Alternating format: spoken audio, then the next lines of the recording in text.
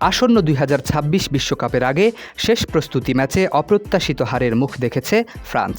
আন্তর্জাতিক প্রীতি ম্যাচে কিলিয়ান এমবাপ্পের দলকে ২-১ গোল ব্যবধানে হারিয়ে চমক দেখিয়েছে আইভরি কোস্ট। ম্যাচের শুরুতে অবশ্য এগিয়ে ছিল ফ্রান্সই।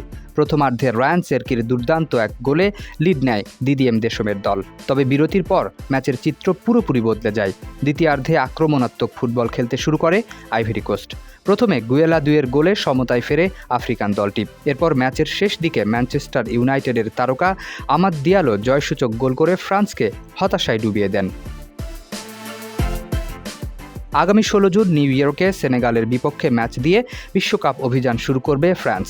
বিশ্বকাপের ঠিক আগে এমন হারকে বড় সংকট হিসেবে দেখছেন না ফরাসি খেলোয়াড়রা। তাদের বিশ্বাস মূল আসরে নিজেদের দলকে সেরাটাই উপহার দিতে পারবে। ম্যাচ শেষে ফরাসি মিডফিল্ডার আরেলিয়ান চুয়ামেনি বলেন, পরাজয় অবশ্য হতাশাজনক, তবে দল এখনও প্রস্তুতির মধ্য দিয়ে যাচ্ছে এবং নিজেদের সক্ষমতা নিয়ে তারা আত্মবিশ্বাসী।